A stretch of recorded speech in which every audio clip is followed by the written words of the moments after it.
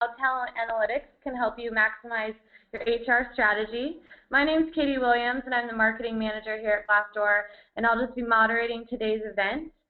Before we get started, I just want to show you a little housekeeping things items. So, move the next slide. Okay, first of all lines are muted, so if you have any questions during the webinar, please just type them in the chat box on the right-hand side of the panel, and we'll be sure to get to those at the end of the session.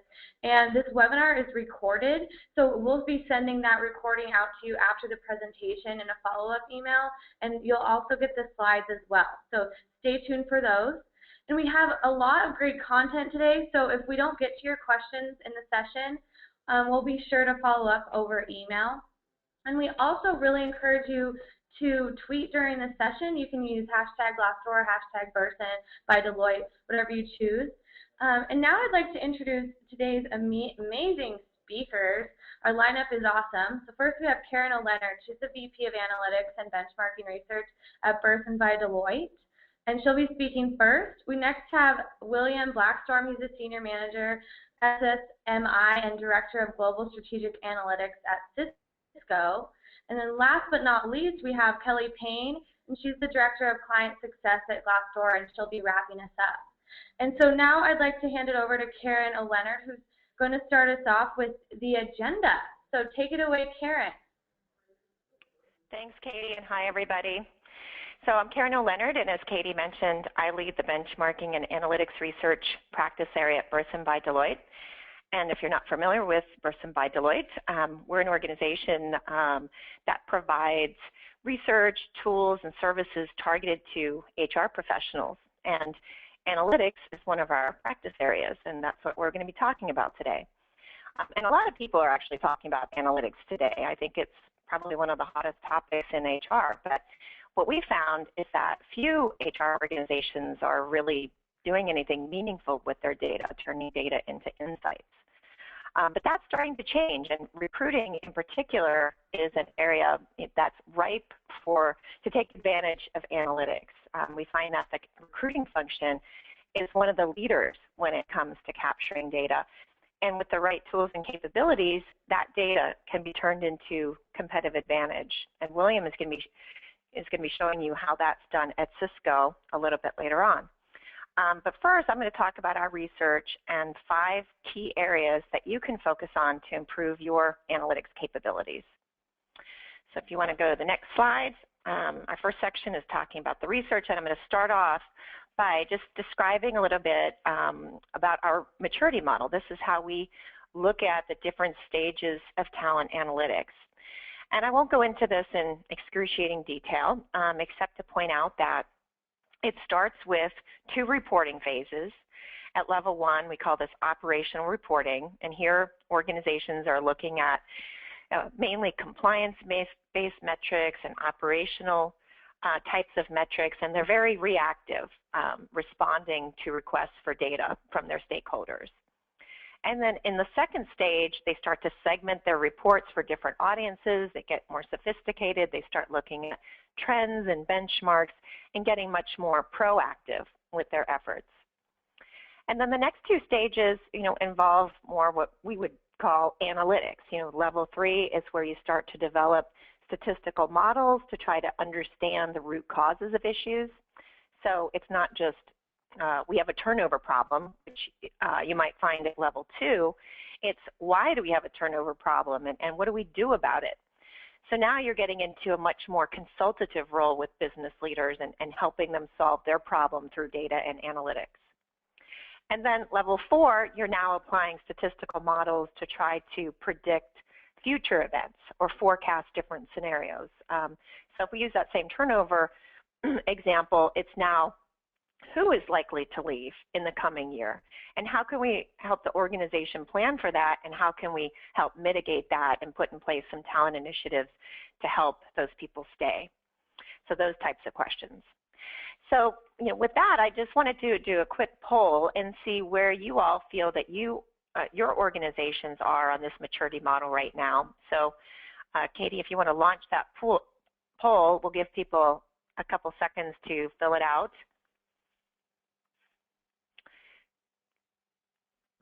Oh, So it looks like it's missing the fourth it section. looks like it's missing the fourth one, but that's okay. If you're in the predictive analytics stage, why don't you just classify yourself as level 3, and we'll see how many are at levels 1, 2, and then the combined 3 and 4. So if you want to take a second to just indicate where you think your organization is right now, we'll compare that to what we found in our research last year.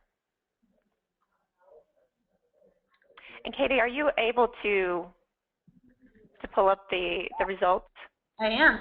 So let's just give them, looks like we have quite a few people have voted, so a couple more seconds here. Okay. So I will share the results. Okay, so Oh. almost half of you said you're at level 1, operational reporting, 38% level 2, and then either 15% level 3 and 4. So actually, that maps pretty well to what our research found last year. Katie, if you want to pull up the next slide that shows the percentages. So as I mentioned, the percentages of our audience map pretty well to the percentages we found in research last year with, the majority of organizations at level 1, operational reporting. Our study showed 56%. I think the audience here is at 50%. 30% were in the advanced reporting stage, and then 14%, and I think our audience was 15% at levels 3 and 4.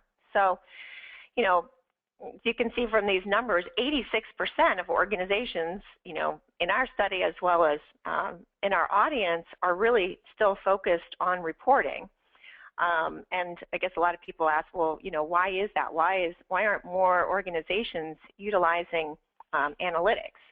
And I think the answer for that, Katie, if you want to switch to the next slide, is that it takes a lot of time and effort to get through the first couple of stages. There's a lot of time and effort involved in cleaning and standardizing your data, and integrating your data, building a reporting infrastructure, working with your stakeholders, building credibility. So there's a lot of effort happens in the first 2 stages. And a lot of organizations get stuck. You see that choke point there. We find a lot of organizations get stuck at level 2, and they can't move past that. But the value line there, we know that the level of value increases as you move up in maturity. So if you want to switch to the next slide, I think this just depicts that a lot of organizations just aren't there yet, and for some, it seems like a really long leap, to get there, to get out of reporting and into analytics. But let's talk about a few ways that you can move forward based on our research. So we found 5 areas in our research that differentiate mature analytics teams from the rest. And we actually built a statistical model ourselves to understand what are the factors that are driving, the maturity of organizations' analytics efforts. So 5 of the areas are data quality, your dashboard capabilities, your team's capabilities, the culture within your organization around data-driven decision-making, and the level of IT support that your team has. So I'm going to be talking about each one of these, starting with data quality.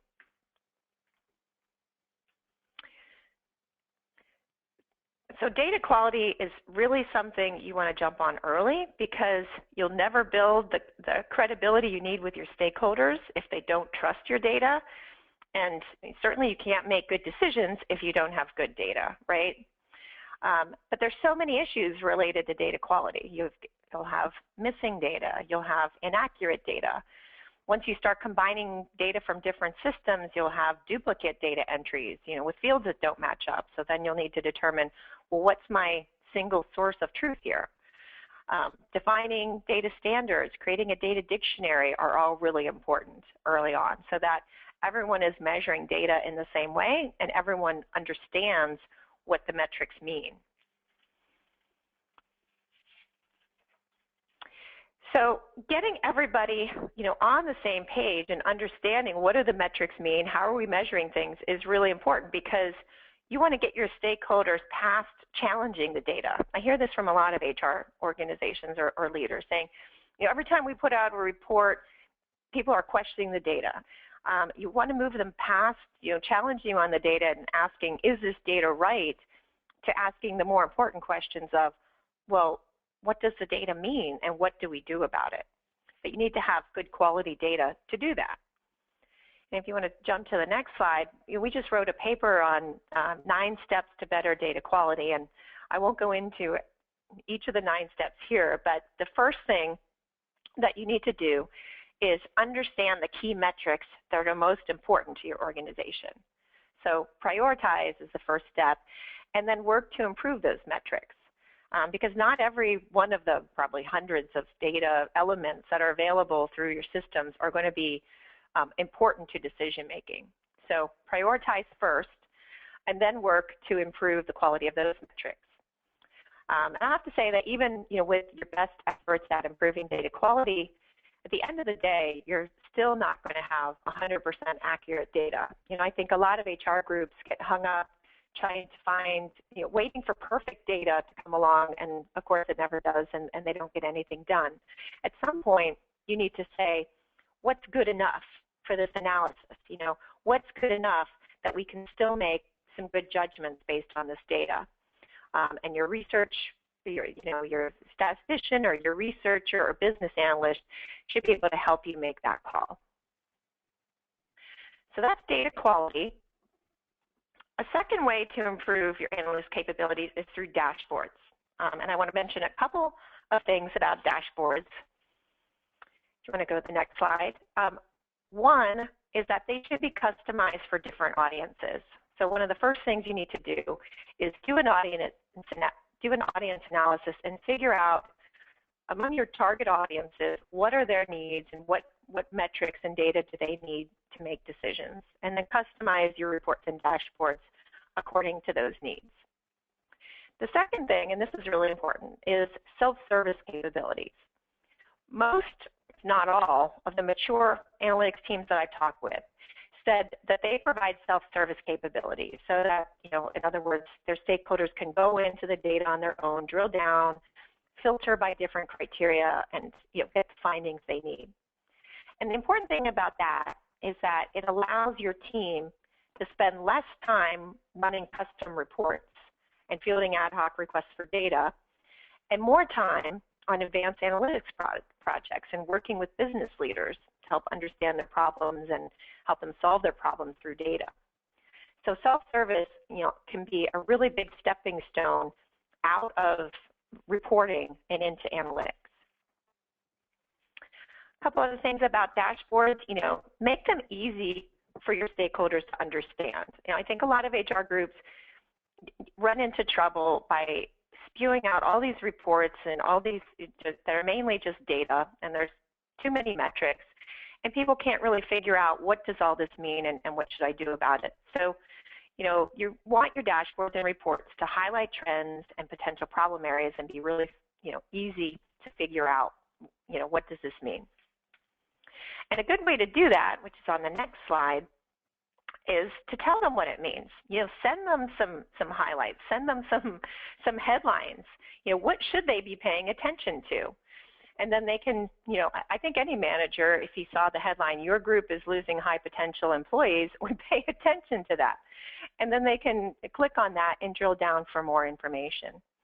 And it's important to know your stakeholders' hot buttons, what's keeping them up at night so that you can tailor these messages. And then I always suggest, one thing you can try when you in your office is to evaluate the effectiveness of your reports is to stop sending your reports. Stop sending your stakeholders their regular reports, and then see if anyone notices.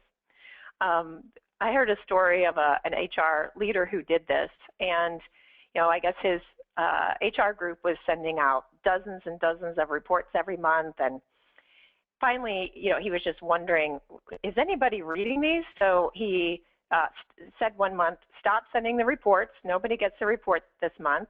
And only one person actually noticed and said, hey, where's my report this month? I really rely on that data. So, that's a big wake-up call, right, if that would happen in your organization, but also an opportunity for you to try to understand if our reports aren't getting read and they're not useful, how do we make them more useful? What do our business leaders really need to make decisions? And then how can I provide that in a way that's useful and compelling and actionable? All right, so let's go on to the team. Obviously the capabilities of your team are critically important. And as you go through, if you want to jump to the next slide, I just want to point out some of the staffing increases that we see as companies move up to maturity level. So, as you go through the different stages of maturity, most organizations add staff, right? In the operational reporting phase, a lot of companies don't have a full-time dedicated person, or they may just have one full-time equivalent. Then as they move up to advanced reporting, they add a few more, and these numbers are based on a 10,000 person company. So just FYI, these numbers are sort of prorated according to the company size of 10,000. But this will give you an idea of sort of what the incremental increase looks like. So level 2 companies or organizations typically add a couple of people. In a lot of these organizations, the staff are still siloed, so there's no centralization yet. That really happens at level 3 for most companies. They add more people. Now they need better, more technical skill sets for doing their advanced analytics projects, and they need better integration of both their staffing and their data for those projects. So we see a lot of teams centralized at level 3. And then predictive analytics, there's another big bump in staff, and a lot of this is primarily caused by an integration with workforce planning. We find that a lot of predictive analytics groups, since there is such a tie-in with workforce planning, will merge with that group. So that accounts for some of this bump in staffing. And then, from a skill set perspective, we find that as obviously companies move up the maturity curve, they also need more advanced skill sets. A lot of people just focus on the statistical skills and the data skills, but that's really just one part of it. You also need people who know HR, people who know the business. Most of the mature analytics teams that we studied have someone with an IT background or expertise with systems and databases. And you also need people with good communications and consulting skills. Someone who can understand the business challenges, recommend solutions, and be able to tell the story. And I hear that from a lot of analytics leaders who say that one of the most important skill sets that's often overlooked is that ability to tell the story. And they say that a lot of their technical staff lack that capability. And they need to bring people in with a consulting background or with a business background to help tell that story. Because you might have great technical staff and they might build the greatest statistical model in the world, but if you can't explain what it means or help business leaders figure out what to do about it, then what's the good of the model, right? And then I also want to point out that it takes a cross-functional team. So I mentioned at level 3, advanced analytics, a lot of teams start centralizing. And the reason for that is that most of those projects involve, cross-functional data and cross-functional perspectives. If you're doing a project, let's say you're trying to understand how to improve the time to competency for new hires. So for that, you might need new hire assessment data, employee data, training records, performance data, data on their managers, comp data. You need to bring all of that data and all of those perspectives together. And most, business problems are like that. They're not just siloed, they're cross-functional. So you need to bring those people and the data together. And then finally, the last thing I want to say about the team is that you also need to have strong connections outside of the talent functions. Finance is a critical one. An analytics leader told me recently, my finance guy is my best buddy. They can help in not just getting the data and explaining finance data, for your projects, but they can also be a resource if you don't have a large dedicated team. You know, you'll need operations data, you'll probably need some sales data, possibly data for marketing or on customers. Business leaders, obviously a really important connection. And then IT. So, you know, the IT connection is really important, and actually, let me talk a little bit more about that in our next section. And I'll skip data culture for a minute just to get to IT, because, you know, while we're on the subject of connections, I just want to mention that the mature analytics teams in our study, that, you know, at least about 2/3 of them said that they had very strong relationships, very strong support from their IT groups. And the reason for that, if you want to jump to the next slide, is that, you know, as you get more sophisticated, and I'm sure a lot of you guys on the phone know this, that data management issues get more and more complex. You've got more data to clean, you've got more data to integrate, more data to manage.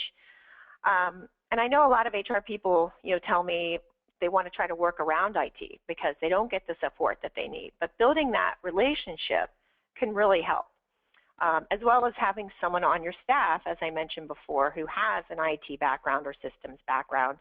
And those people can really help with some of the data issues and help to forge that stronger relationship with IT. So then if we want to jump back to our last section on data culture, so let's talk about building a culture of data-driven decision-making. This takes time, and HR lags behind other functions. HR doesn't have a lot of credibility right now, as you can see from that stat. Only 15% of the companies in our study said that HR had strong analytics capabilities. You know, compare that to 81% of finance organizations and 77% of ops. But, you know, it really requires getting the HR staff comfortable with looking at data and interpreting data and believing in data. It's not just your HR staff too. You know, in some cases it's your business leaders, you know, who may be hesitant to use data to make decisions. There might be a strong culture of just, you know, gut feel, you know, when it comes to decisions, and a lot of experience among business leaders who think they know the right answer. And I'm thinking about a project we did where the company was having a turnover problem, and the business leaders were just sure that the answer was raising compensation. You know, if you just pay people more, they'll stay. But the data showed that compensation wasn't a key driver and that they needed to focus on other talent initiatives instead. But it was really hard to convince the business leaders of that, and the sales managers in particular. And they had to see a bunch of people leave before they would actually believe in the data, and the model was proved to be correct in terms of predicting turnover, and then they started putting in place some talent initiatives which significantly reduced the turnover. But, you know, getting leaders, business leaders and HR staff, you know, comfortable with making decisions based on data can require, you know, a lot of change management and a lot of communication and education. And then I'll just end with, you know, some of the research we found on the value of analytics. You know, we found that the companies that were using or at level 4 predictive analytics, you know, we're seeing significant improvements, you know, in their recruiting efforts, in their leadership pipelines, in efficiency gains. They also had higher stock returns, so some compelling data to help get you excited for the journey. And with that, I'm going to turn it over to William, and he's going to talk about how Cisco has used analytics to improve their recruiting and talent planning efforts. Can everybody hear me okay? Yep. Okay. You're a little quiet, William. If you could speak up just a little bit, that'd be great. Okay. So whether you're hiring a team of professionals in an emerging technology vertical or hiring 50, 100, or 1,000 skilled professionals for a division, you need to ensure your talent intelligence, business strategy alignment, and recruitment strategy is in place and is absolutely rock solid, as well as aligned to your key performance indicators, including time to fill, quality of hire, cost per fill, just to name a few. Priority and critical areas should also include diversity, visibility, talent brand, reputation, attraction, value proposition, messaging, and social media components. All these areas I mentioned interlock with talent analytics and big data for staffing. At Cisco, we hire between 12,000 and 20,000 annually. This includes all levels of professional and university hires for multiple divisions, technology verticals, and sectors. When you handle this much volume year over year, outside of an incredible team, you need a high-performing talent and acquisition engine, data modeling processes, and proven methodologies in place that align to corporate key business and HR objectives. Big data and talent analytics plays a tremendous role in what you're trying to achieve. You may ask, how does talent analytics maximize your HR strategy? How does all this big data for HR and staffing help in the recruitment process? It brings in the next level of talent analytics and intelligence to the HR organization, sourcing and recruitment team, staffing leaders, business and hiring managers on basically the talent landscape, recruitment processes and options, site strategy, a geo view, and competitor intel. And this can be used for workforce planning, and it also provides awareness and enables the business to make intelligent hiring decisions based on the overall corporate strategy. Value data, and once again, you got to have really good data to prove your point, and value data analytics and research will support and provide knowledge and bring intelligence to the entire ecosystem, including business leaders, HR partners, workforce planning, workplace resources, strategy, planning, and operations. If you take a step back and if you think of the recruitment process as a journey, you'll need a detailed map to get to your destination. And this includes knowledge and intelligence on the landscape, geography, talent pool statistics, any hurdles or challenges along the path, competitive climate, and that's just to name a few. I'm going to show you a very few basic examples of what we call level 1 talent mapping and talent supply models for the talent pool or environmental scan. At Cisco, we use 3 levels of multi-layered research for our talent analytics research and market intelligence division. Our level 3 is in the predictive modeling research center, which we can cover in another session, but if you want to slide on to the next slide, we'll give you kind of some examples. In this case, this is a global supply of wireless engineering professionals. This is based on what we call Cisco-centric skill sets. So we're only looking for people with certain skill sets that we would hire, and we get all this intel on the geos of where the population lies. So this is kind of like phase 1 on the environmental scan. All right, next one, please.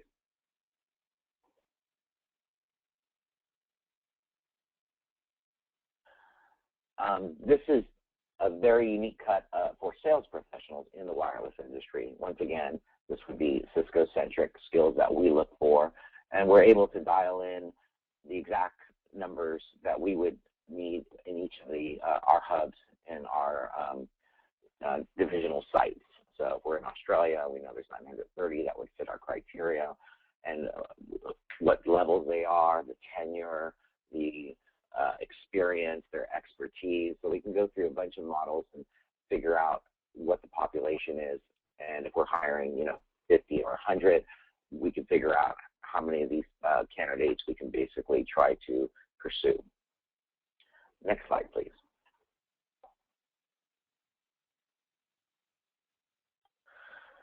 Also, knowing your supply, we also look at, in this case, this is sales professionals and top companies per country within our hubs that we look at. So each country has alignment to some of the top companies, identifying our targets, making the recruiting process faster, easier, as well as you're getting key targets identified. Okay, you can go to the next one.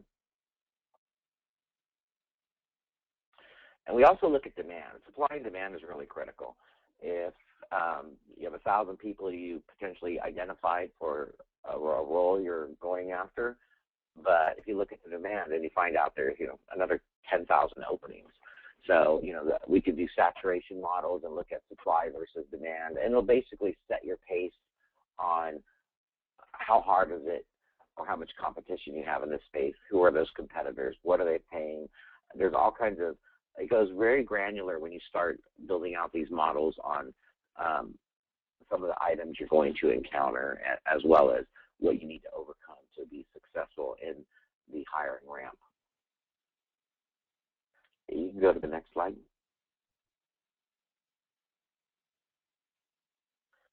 And once again, we could look at demand on every country where we have a hub, and we'll know who's posting those jobs, what type of levels they're looking for. And this, we can basically compare this to the supply and demand and the leveling areas. So we have a good environmental scan of the entire area we're working. Okay, next slide.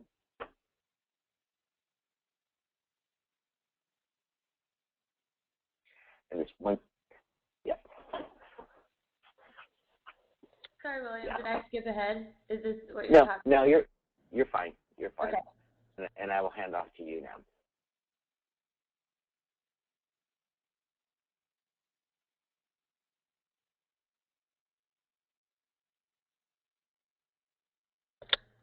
Okay.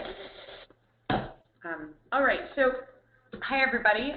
Thank you for the previous speaker. So that was some great stuff. My name is Kelly Payne, and I'm the Director of Client Services here at Glassdoor.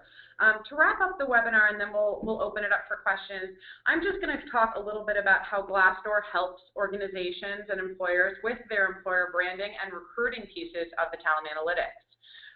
Specifically, we're going to talk about different ways we can help, the different reporting capabilities that Glassdoor provides to employers, and then just a high-level overview of Glassdoor as a whole. So just to start, we're going to talk a little bit about today's candidates. So as these metrics pop up on your screen, you'll notice here that the first metric is, saying that 51% of job seekers, or buyers in this case, have remorse. And that's really because there's an inaccurate picture of the way that a lot of organizations, HR departments, and interviewers paint the picture of the job in the company. As a result, today's candidates are looking for more than just the employer's perspective.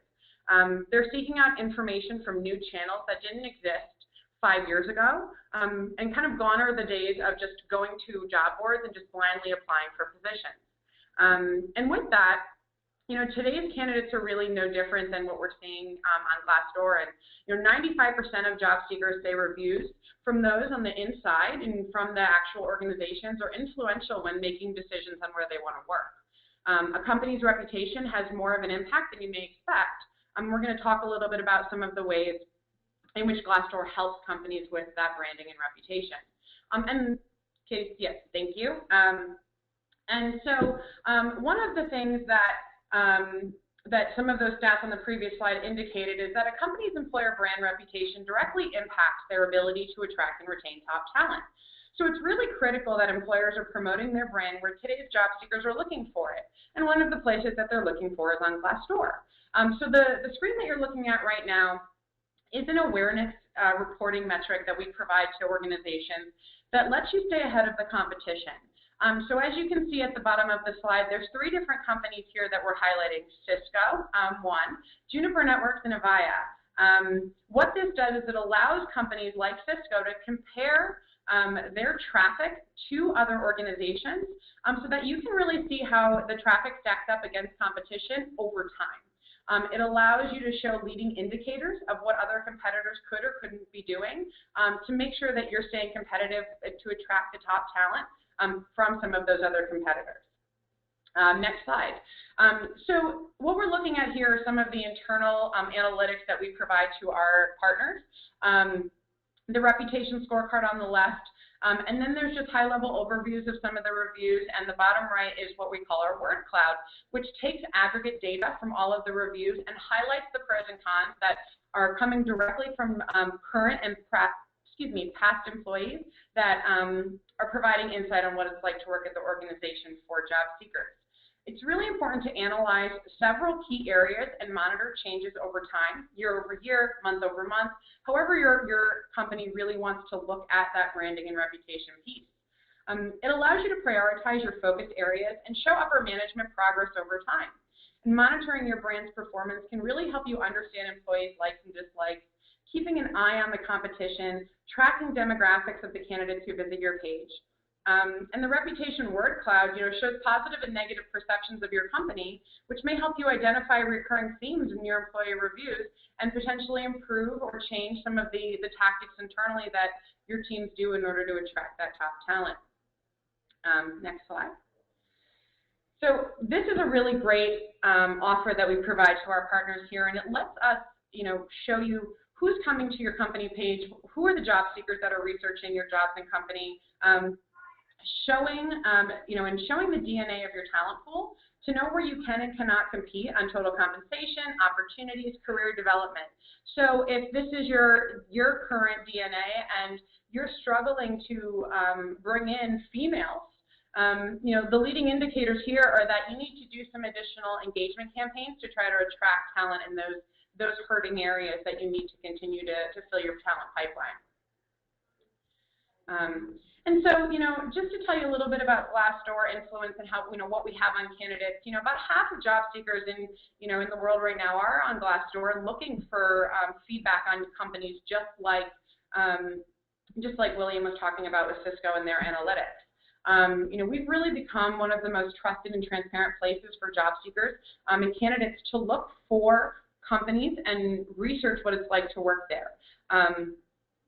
You can skip to the next slide. So, in summary, here's how Glassdoor can really be a part of helping employers maximize their HR strategy and leverage our talent analytics and leverage our reporting with these three tools. Our job advertising allows us to get your company's jobs in front of the 22 million job seekers that come to Glassdoor month over month. It allows us to help you with your employer brand. And then all of that data and analytics that I just highlighted, it captures the job seeker behaviors and job seekers that are coming to both of those product offerings that we provide to really drive it home and help allow Glassdoor to be a part of your company and your talent analytics and trends and solutions. And that's really all I have. I think if you skip to the next slide, just again to wrap up, some of the results that we see, some of the metrics that we've been able to help companies and partner together is that we really do have 2 times better applicant quality than traditional job boards because we're not just providing that job, providing all of the information about the employer and what it's like to work at that company. That for you as an employer results in a 30% lower cost per hire than other recruitment channels because at the end of the day, job seekers on Glassdoor are doing their homework and they're making more educated and better decisions about where they're applying, and they're ultimately going to be a better fit for your organization because they've done that homework and that legwork beforehand.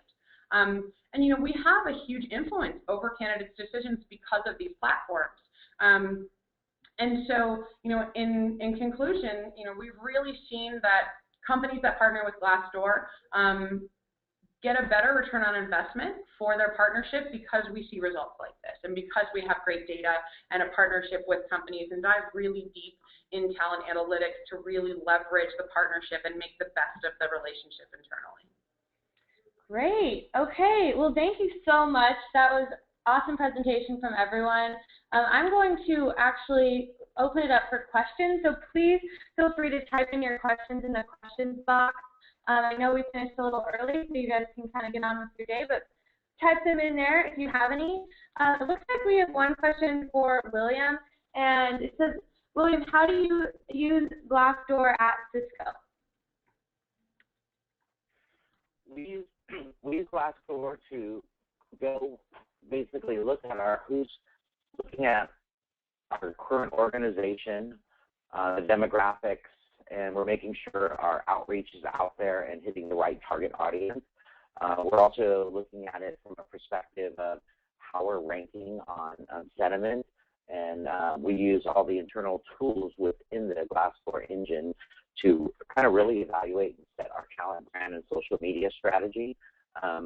I'm a firm believer that if you have the right talent brand in place, you can attract a lot more of the candidates you're going after. We use it for job postings, searches, campaigns, probably in 10 different areas. We're really happy with the platform and the tool's performance. Thank you, William. And this is Kelly again. Sorry for jumping around in the slides, but I did just want to highlight to piggyback on William's comments here. The Cisco and Glassdoor partner relationship has really been a positive and resulted in a lot of these metrics that you're looking at on the screen. So we've helped Cisco hire 24 high-level hires in the last 2 years of our relationship.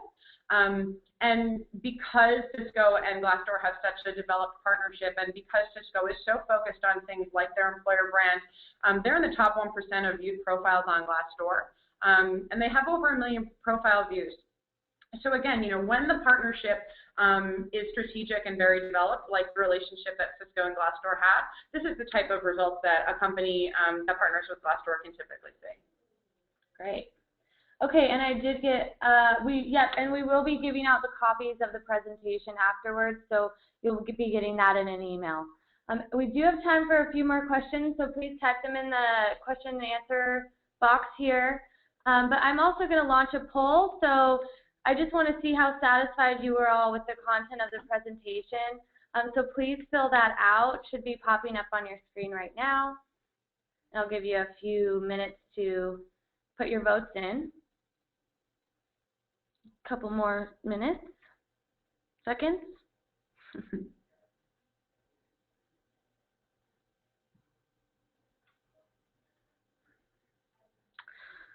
Okay, great. And thank you so much for joining us, everyone. We really appreciate it. We'll be sending out the presentation afterwards.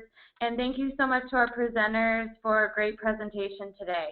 Hopefully everyone has a great rest of your day. Thank you. Thank you. Bye-bye, everybody. Thanks, everybody.